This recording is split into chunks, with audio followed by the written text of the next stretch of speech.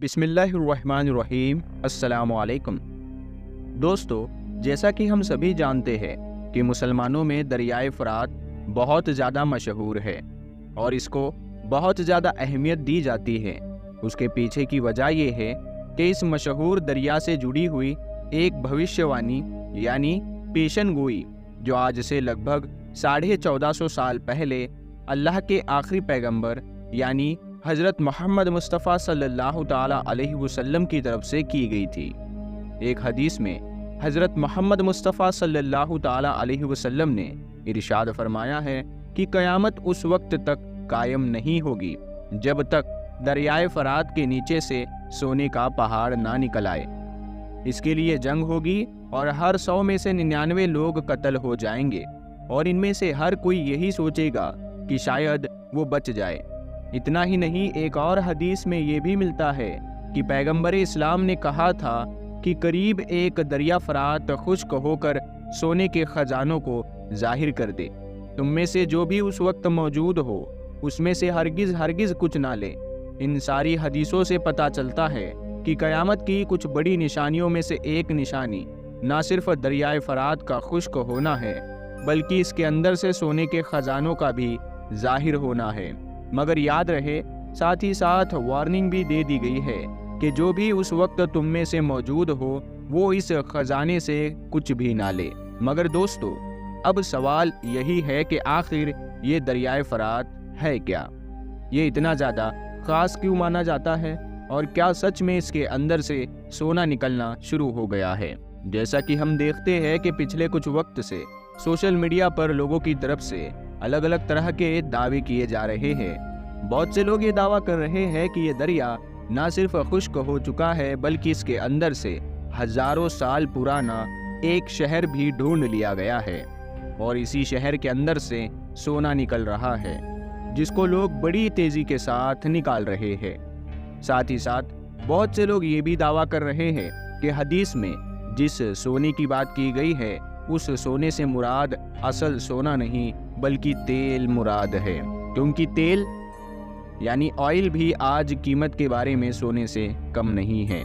तो चलिए आज की इस छोटी सी वीडियो में इन सारे ही मामलों से जुड़ी हुई ना सिर्फ इसकी सच्चाई जानने की कोशिश करते हैं, बल्कि साथ ही साथ दरियाए फ़रात से जुड़े हुए अपने सारे सवालों को जानने की भी कोशिश करेंगे। दोस्तों, दरियाए फ़रात लगभग 2780 किलोमीटर लंबा बताया जाता है। इस हिसाब से ये पूरे एशिया का 15वां और जबकि वेस्टर्न एशिया का सबसे बड़ा दरिया है।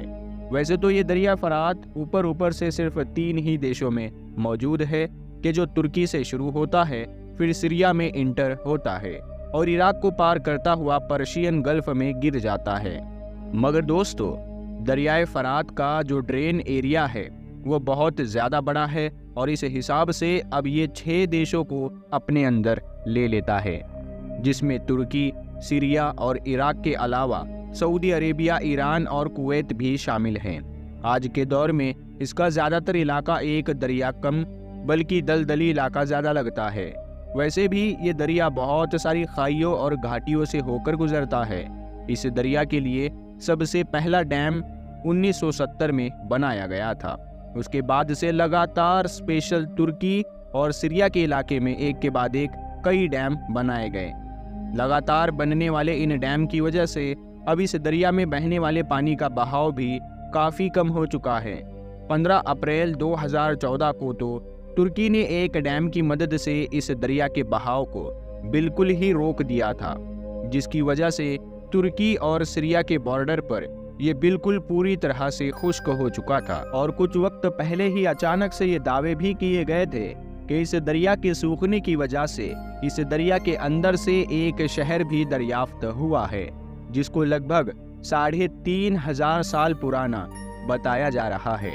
मगर बाद में ये सब दावे गलत साबित हुए थे, क्योंकि जिस शहर की बात की जा रही थी वो दरअसल दरियाए फ़रात में नहीं बल्कि दरियाए दजला के सूखने की वजह से उसके अंदर से दरियाफ्त हुआ था। मगर एक बार फिर से आखिर सवाल यही है, तो आखिर दरियाए फ़रात का मामला क्या है? क्या दरियाए फ़रात सचमुच सूख चुका है کیا اس کے اندر سے سونا نکل رہا ہے؟ کیا لوگ بڑی مقدار میں اس کے اندر سے سونا نکال رہے ہیں؟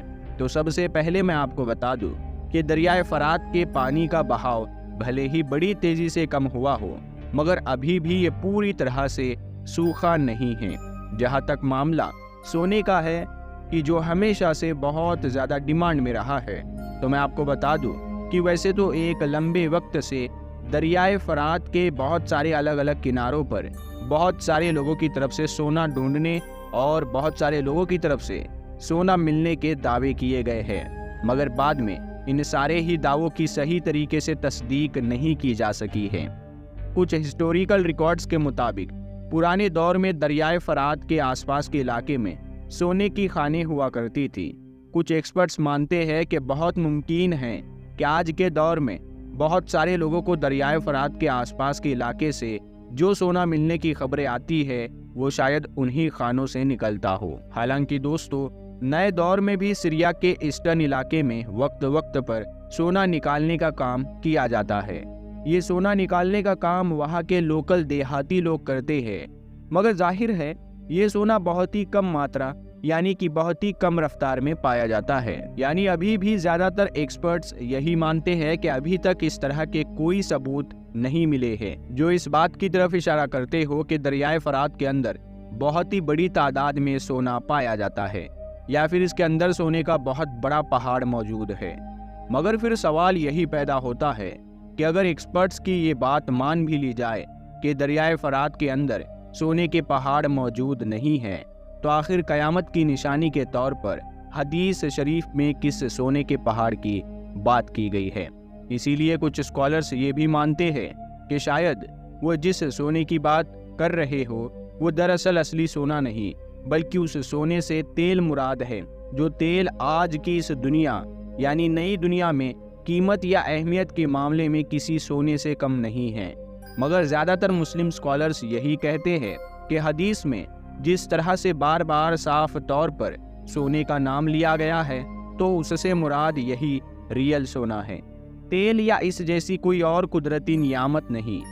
اور وہ یہ کہتے ہیں کہ ویسے بھی قیامت اتنی زیادہ قریب بھی نہیں ہے کہ جتنی صفائی سے بڑی نشانی کو ہم ڈھونڈنے کی کوشش کر رہے ہیں۔ ظاہر ہے جب قیامت نزدیک آئے گی تو آٹومیٹکلی دوسری بڑی قیامت کی نشانیوں کی طرح یہ نشانی بھی پوری ہوگی، اور دریائے فرات نہ صرف سوکھے گا بلکہ اس کے اندر سے سونا بھی نکلے گا۔ ویسے بھی مثال کے طور پر اگر اب عرب دیشوں کو ہی دیکھ لیا جائے، جن کے بارے میں آج سے 150-200 سال پہلے تک بھی کیا کسی نے سوچا تھا کہ ان لوگوں کی زمین کے نیچے کچھ موجود ہے؟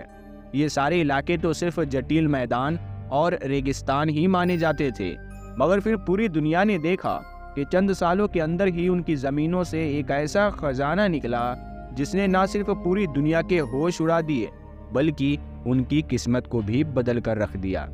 بالکل ویسے ہی دریائے فرات کے معاملے میں بھی سب کچھ پہلے سے ہونا ضروری نہیں، بلکہ جب قدرت کی منظوری ہوگی تو وہ سب اچانک سے بھی ہو سکتا ہے۔ فی الحال دوستو، آج کی اپنی اس ویڈیو کو یہیں پر ختم کرتے ہیں۔ اگر ویڈیو آپ کو پسند آئی ہے تو اس کو لائک اور اس کو اپنے دوستوں میں شیئر ضرور کریں۔ ہم ملتے ہیں آپ کو اگلی ویڈیو میں، تب تک کے لیے اپنا خیال رکھیے گا۔ السلام علیکم۔